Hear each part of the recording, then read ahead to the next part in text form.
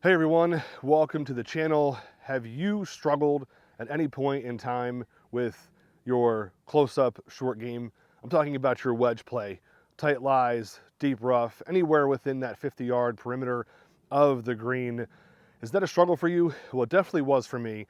And a couple months ago, I made a change based on a recommendation, and I have to say it has been working out extremely well for me. And so I wanted to continue to play with it for a couple of months, really make sure that it wasn't just a fluke, because as you know, within golf, there's a lot of things you can change and adjust, and then that might only work for a couple of weeks and then it back to what it was before. But this change has worked for me, and so I wanted to bring it all to you and share it with you all. So if you are someone who struggles around the greens in those short game situations, then you want to watch this video. It's the one for you. All right, stick around. We'll be right back.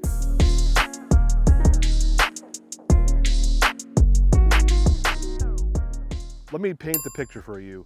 You hit a great drive, you hit a great second shot into a par 4, and you're 30 to 40 yards away. You get up there with maybe your 60 degree, your 56, and you get all set up, and then you thin it over the green, or you fat it and the ball goes 10 feet forward. Those situations can be extremely frustrating, and they also add a lot of strokes to your game, right? If you're up there, that is something that, or that is an aspect of the game that can really add a lot of strokes and add a lot of tension. And so a lot of anxiety and everything else. So a couple of months back, I was in that scenario, right? I'd have a good drive, have a good second shot, and then I'd get up there and I would thin my wedge over the green, or I would short it and it would go 4 feet forward. And then I started just kind of doing some research, and one of the things that a lot of people you'll see on social media, you'll see around, is this like short range bump and run. You grab an 8-iron, you grab a 7-iron, a mid lofted club, and you just kind of, just bump it out there and you just kind of chip it out. Well, I did that a few times. I've done that on and off throughout my golf, playing time, and I have to say, for me, it's been very inconsistent. And so this technique that I'm about to show you has been way more consistent for me. I have a lot more confidence around the greens, and I'm not afraid to do this regardless of the surface.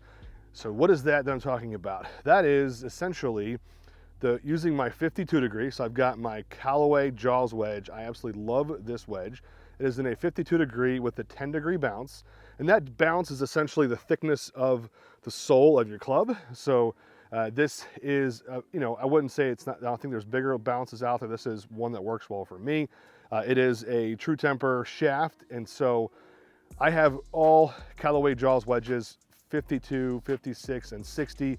I absolutely love all of them, but this one has become my go-to. Now, what am I going to be doing that makes such a big difference? Well, what I have actually learned to do, and it's kind of the technique that a lot of people have talked about, but essentially it's the putting motion with the wedge. Now, there's a couple different aspects to this, and we're going to break them down right now for you. So the first thing that you're going to want to do, now we're here at the links at St. Anne's on the practice green. You'll notice there's a little bit of dryness. They just punched the greens this week. We've also pretty much had drought conditions, and so we haven't had rain honestly in weeks, and so it's been tough to keep up. And so don't have no judgment on the condition here, but depending upon where you are, you might be playing in conditions like this. You might be playing in pristine greens. It all depends, but this technique works for all those scenarios.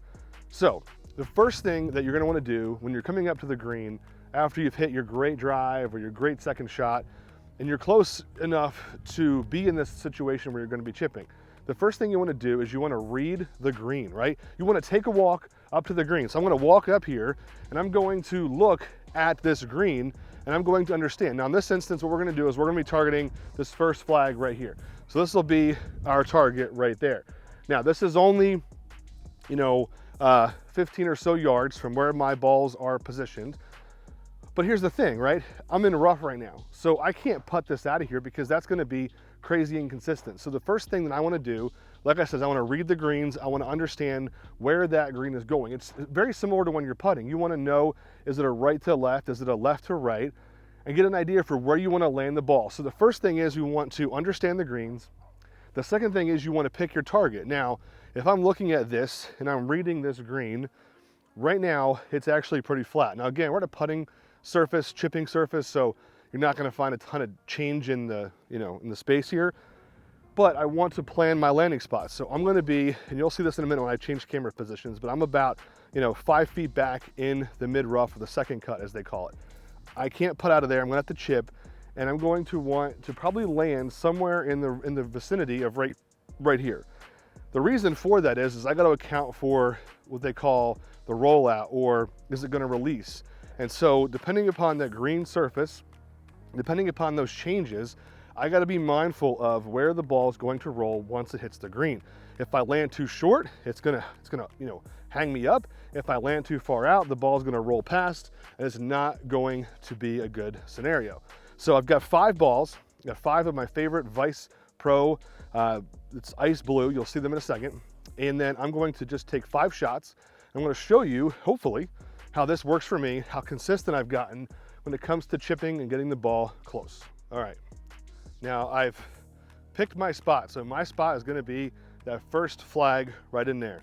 I've got 5 Vice Pro golf balls, and we're gonna see what we can do when it comes to using my 52 degree as my short game. Now, you'll see a lot of videos of guys with their 60-degree wedges and they're hitting these flop shots and doing all this crazy stuff. That's all well and good, it's fun.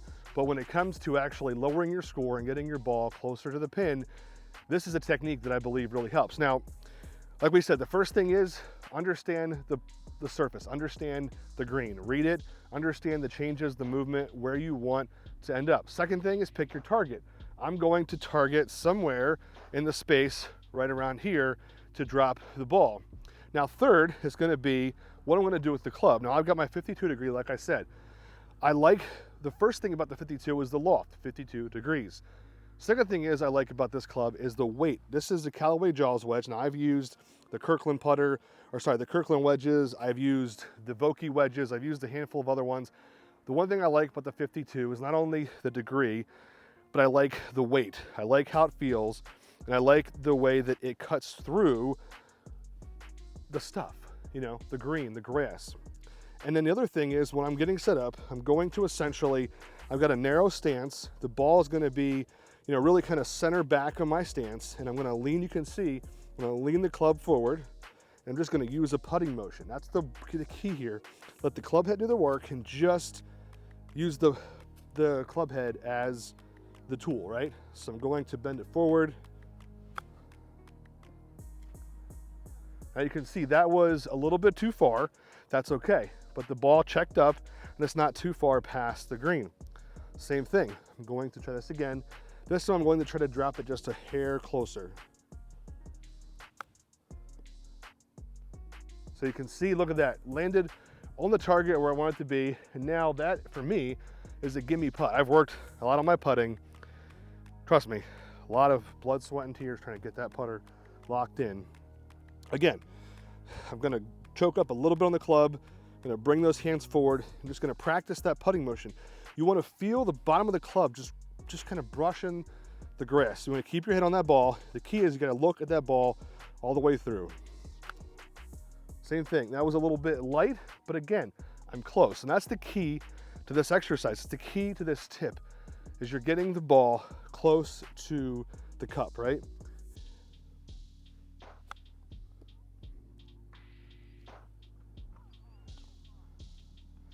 Got one last one here. We're gonna just pop this one over. I'm gonna adjust a little bit because I'm seeing through this kind of pattern here that everything's kind of moving left. So I want to go to my right just a hair.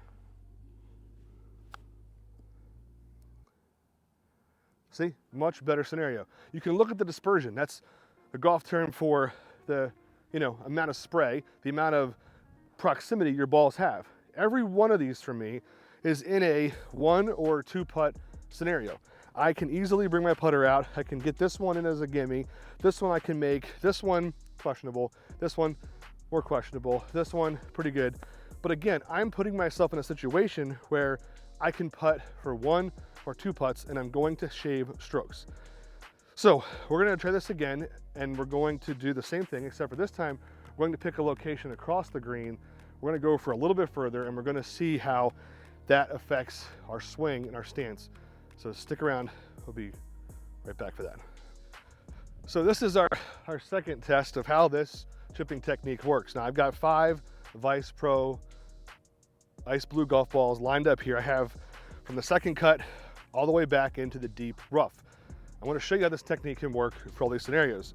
Short grass, mid grass, deep grass. Now, the target that I'm going for this time is that one far out there is really straight ahead. If you can see that, I'll mark it in the video, and then once we're done, I'll walk the camera out so you can see the dispersion. Now, the one thing that I'm going to do, again, remember, you want to assess the green.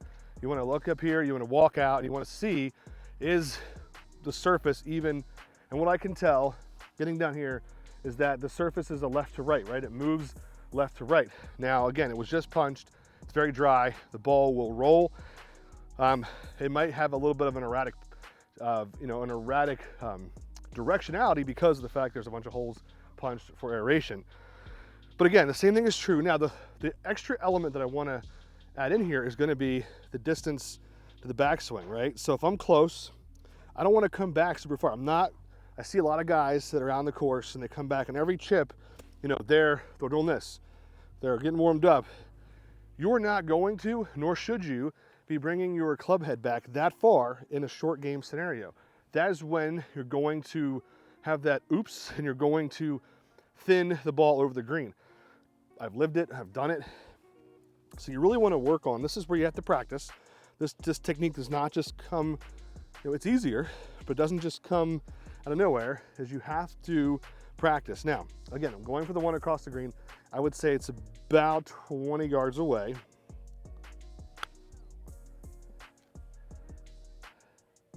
Not bad. I would say I'm about 3 to 4 feet away. Gonna take a step back, same technique, another 1.5 feet behind. And again, I'm not swinging super hard. I'm letting the club head do the work, and you can see that ball a little bit farther away, but it's in 2-putt territory. Now, this is the third shot. This is a little bit thicker. Gonna have to bring the club back just a hair further. But again, keeping my hands forward, I'm putting, and I'm having that putting motion, and I'm just going to get the ball up there so it can release. And look at that. That is definitely potential 1-putt territory. Now, a little bit deeper. Hopefully you can still see me here. Again, I'm just gonna practice that follow through. Gonna practice that movement. I'm just gonna let the club head do the work. Now, that was not a great strike, but again, on the green, I'm in 2-putt territory. Now, let me just make sure that the camera can see this last ball. This is a little bit deeper rough. I wanna show you. All right, cool. So you can see it. So here we are. In the deep stuff, just been punched. Again, gonna use the same technique. Gonna just get behind the ball and just pop it up and get it out there. Now, again, you wanna be mindful that you're looking at the ball. In this deep grass, the club head can get hung up. There's a number of things that can happen. So you wanna make sure that you can get down behind it. And that, just a little far, but again, I'm in position to putt. Now, let's walk out real quick and let's just see where each of these have landed up or ended up. Now, I hit 5 Vice golf balls from the same location, and as you can see, I mean, we have really good dispersion right now. This is about 20 feet away, 17 feet away, 5 feet away, 4 feet away, and then about 10 feet away. What do all those things have in common? It's going to put me in a closer position to 1-putt or 2-putt. It's going to help shave strokes. So how has this helped me? Well, I went this past weekend and I played a course down in Queenstown, Maryland called the Queenstown Harbor Golf Club, I believe it is. Played the Lakes course, and that was a lot of Bermuda grass, a lot of thatch, a lot of thick second cut and rough, and I used my 52 on every hole. And I can tell you, I had the most 1-putts I think I've ever played. I want to say I had 5 or 6 1-putts, the rest were 2-putts. I only had 1 3-putt the entire day. And again, I give a little credit to it through hitting this 52 technique, kind of this 52 bump and run. So that's it for today's video. I hope it was helpful for you. Again, I'm just an average golfer. I am a bogey golfer. My handicap is 18. I am a bogey golfer, and that's, you know, why we're called Bogey King Golf, because the whole goal out here is to have fun, get a little bit better every time we play. And it's something that I learned, and I thought, look, I'm not a pro. I don't claim to be a pro, but I found something that works for me that I think can work for you. So I would love to hear from you. If this helps, if this was good for you, drop a comment below. If you want to go out there and try it on a few rounds, come back, let us know, shoot us a message. We'd love to hear from you. Bogey King Golf is about education, about fun, about product reviews, everything from that average golfer's perspective. And so we hope that you're subscribed. If you're not, click that subscribe. It goes a long way to help the channel. We are, getting so close to our goal of 1,000 subscribers. I'm going to give away a set of I'm going to give away a set of Kirkland wedges, a Kirkland putter. All you have to do is be subscribed. That's it. So hit that subscribe, hit that like, drop a comment below, and we'll see you in the next video.